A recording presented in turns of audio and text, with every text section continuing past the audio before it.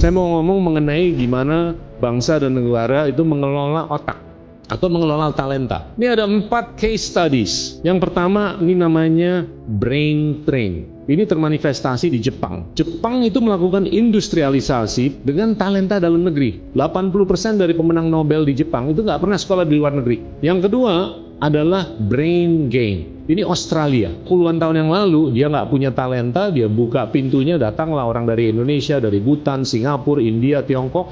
Terjadilah industrialisasi. Yang ketiga, Brain Circulation. Ini dilakukan oleh Tiongkok. Dia ngirim sebanyak mungkin ke seluruh dunia. Sampai hari ini Tiongkok udah ngirim lebih dari 9 juta manusia untuk belajar di Jerman, di Inggris, di Amerika, di Jepang, Korea, Australia, dan lain-lain. Mayoritas ngambil STEM. Mayoritas pulang, terjadilah BYD, Huawei, Xiaomi, dan segalanya. Yang terakhir, Brain Linkage. Brain Linkage ini termanifestasi di India. 50 tahun terakhir, India ngirim lebih dari 7 juta. Mayoritas nggak mau balik.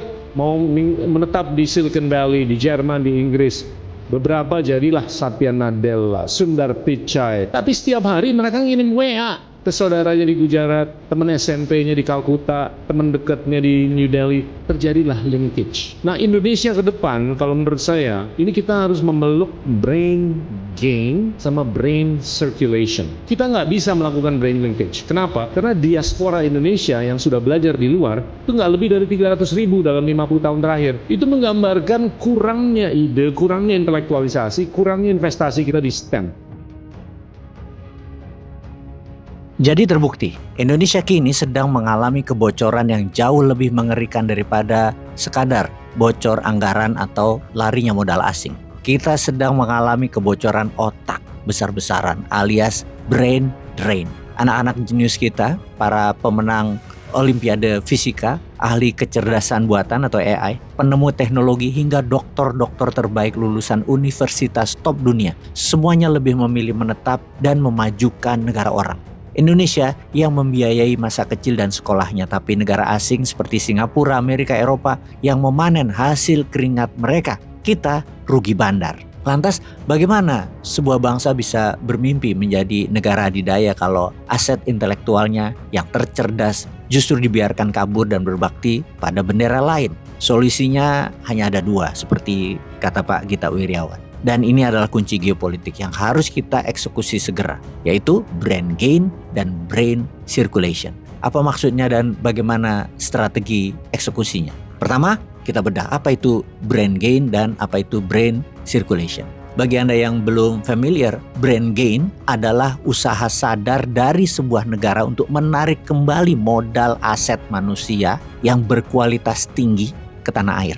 Bukan cuma memanggil pulang diaspora kita, tapi juga menciptakan daya tarik luar biasa agar talenta global tadi mau datang dan membangun industri strategis di dalam negeri. Sedangkan brain circulation adalah siklus 2 arah yang dinamis. Kita tidak perlu paranoid dengan melihat anak muda pergi ke luar negeri. Biarkan mereka pergi, kirim mereka ke pusat-pusat teknologi dunia seperti Silicon Valley, Shenzhen, Bangalore. Tapi tujuan mereka ke sana bukan jadi pelayan atau pekerja biasa. Tugas mereka adalah mencuri ilmu, menyerap teknologi tercanggih, membangun jaringan internasional, lalu memutarnya kembali ke Indonesia. Ilmu berputar, modal masuk, industri lokal meledak. Itu adalah rantai pasok talenta yang membuat sebuah negara miskin bisa melompat menjadi raksasa dunia dalam waktu singkat.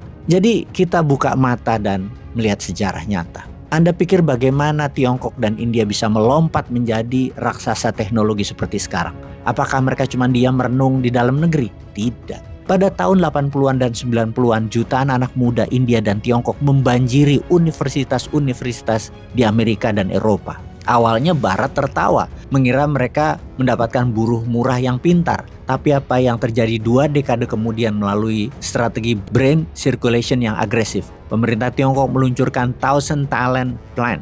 Mereka memberikan insentif gila-gilaan, rumah mewah, fasilitas riset tanpa batas, dan karpet merah bagi ilmuwan yang mau pulang dari Barat. Hasilnya sekarang Tiongkok memimpin teknologi 5G, kereta cepat, dan AI, kecerdasan buatan di dunia. India juga sama, diaspora mereka menguasai Silicon Valley, menjadi CEO di Google, Microsoft, Adobe, sekarang memutar balik modal dan membangun ekosistem digital raksasa di India. Mereka sukses merampok teknologi barat secara legal menggunakan otak anak bangsa mereka sendiri. Sekarang, mari kita tunjuk hidung masalah utama di negeri kita sendiri. Mengapa ilmuwan dan diaspora Indonesia malas pulang? Apakah mereka tidak nasionalis? Jawabannya, mereka sangat mencintai Indonesia. Hanya mereka punya akal sehat aja, mereka waras. Bagaimana mereka mau pulang kalau sesampainya di bandara mereka justru disambut oleh birokrasi sampah yang rumit. Di luar negeri mereka dihargai miliaran rupiah karena penemuannya. Begitu pulang mereka dipaksa mengisi tetek bengek administratif sekedar untuk membuktikan status kepegawaian. Lihat saja lembaga riset lokal kita, alih-alih fokus pada inovasi dan menghasilkan industri, para peneliti kita justru disibukkan dengan laporan SPJ, kwitansi fotokopi, dan urusan administratif remeh-temeh demi mencairkan dana riset yang nilainya ecek-ecek juga. Anggaran riset kita dipotong, fasilitas laboratorium jadul, dan pejabat-pejabat strategis justru diisi oleh para maklar politik, bukan oleh para pakar ilmiah. Menaruh orang pintar di bawah kendali birokrat yang tidak paham sains adalah cara tercepat untuk menghancurkan masa depan sebuah bangsa. Sebuah bangsa tidak akan pernah berdaulat kalau isi kepala orang pintarnya dihargai murah di negeri sendiri, sementara para koruptor dan pemalas justru dipelihara dan diberikan panggung kehormatan.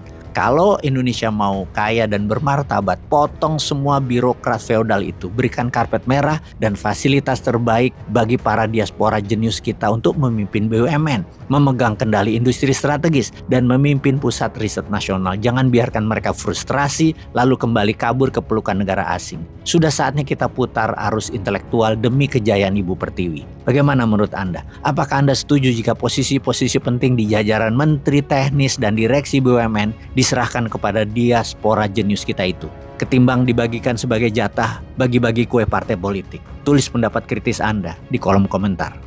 Peace.